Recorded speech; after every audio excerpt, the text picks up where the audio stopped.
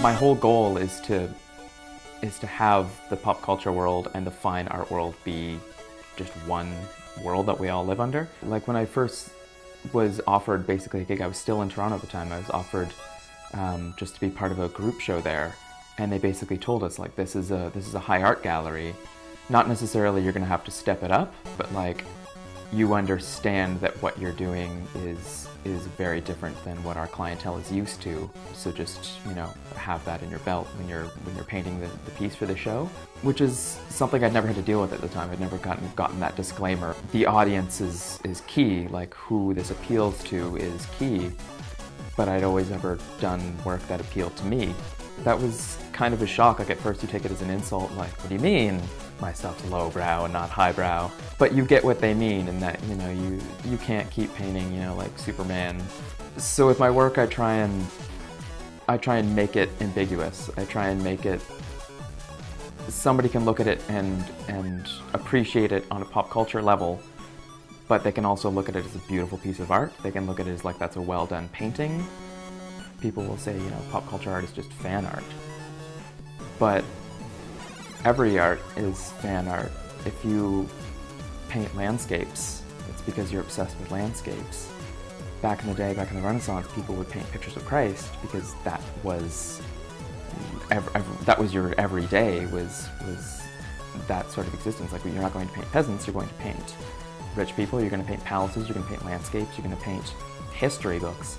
My history books are Star Wars and Iron Man, and that's what I am drawn to. So if I can paint a Renaissance-ish painting with Batman in it as opposed to Christ, then how is that any different than something that would hang in a fine art museum? Every day you look at your stuff and you wonder, am I doing it right? Are people going to like this? Or am I doing it, like, am I way off? Am I way off the mark here? Like, you can't possibly be right in all your decision making. You can't possibly know what you're doing. You know what you like, and you know what you want to see down, but you don't know if other people are going to like it. You know, most of my work up to this point has had very, very little background effort, and then it's just like, I'm going to do backgrounds. My next painting is going to have a full realized background, and it's scary because my work, you know, what little notoriety I've gained has come from what people know me for.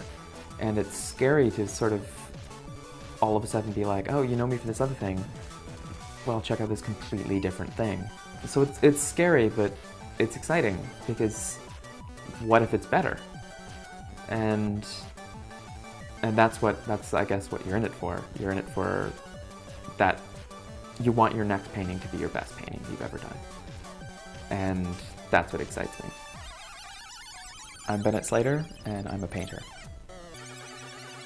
You're poor, you're eating ramen noodles, but if you can't wait to paint again, if you can't wait to wake up tomorrow because your painting's going to be dry so you can work on it again, that's what I look forward to.